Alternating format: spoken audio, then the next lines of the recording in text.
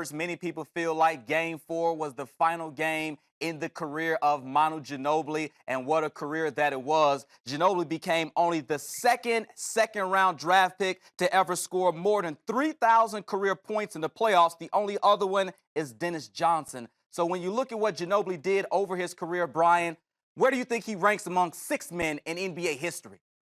Probably the best, because you had other six men that were very successful, but never actually stayed in that role.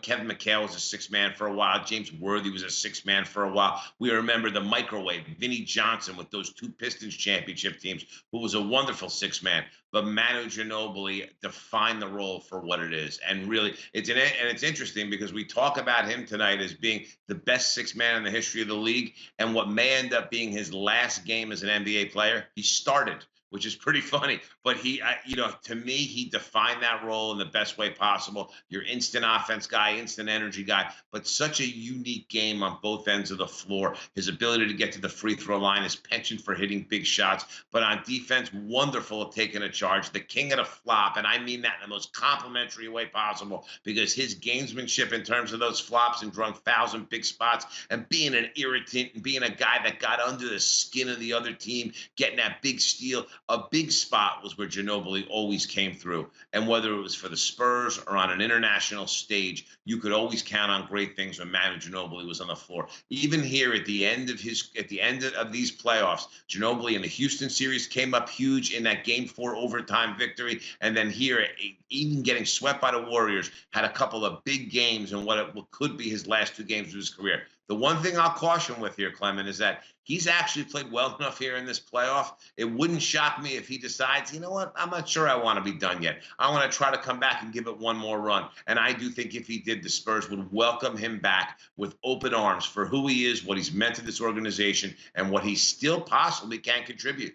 Yeah, I wonder if this is premature. That was my question, because a lot of people have been talking about the demise of Ginobili for years, and he continues to come back. And as you mentioned, he continues to produce. But you mentioned that the thing that leads me to believe that this might be it is the fact that Popovich started him in this game, Brian. He hadn't started a playoff game since 2013. I understand all the injuries that the Spurs have had, but the fact that he started him for the first time in 4 years in a playoff game, that would lead me to believe that it is sayonara for Ginobili.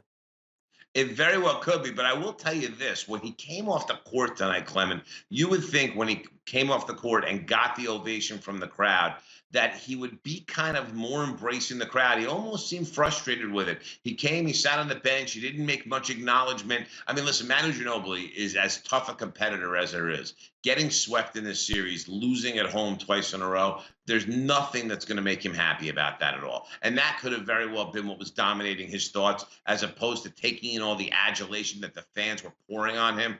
With that said, it very well could be a sign that Pop started him. I also think Pop was trying to find any combination he could to see if he could light a spark underneath this team and be able to find enough offense without Kawhi Leonard. He tried Kyle Anderson in Game 3. That didn't work great. It actually worked a little bit better with Ginobili here, and the Spurs' larger problems are keeping the ball out of their own basket tonight. But nonetheless, it could mean that it's the end with that. But again, Manu's been a guy that's always loved the fans, a sweet guy when it came to interacting with people. It was kind of a strange reaction tonight to not kind of at least maybe like give a wave to the fans, a smile. Nah, he kind of sat on the bench, slumped shoulders, didn't seem all that happy with any of it. That could be the competitor in him, or it could mean we may see more Manu Ginobili next year, which would make me really happy, Clement. Absolutely. Ginobili, third all-time in playoff games played in Spurs franchise history. 4 rings. If that is the end, it certainly has been quite a career for Ginobili.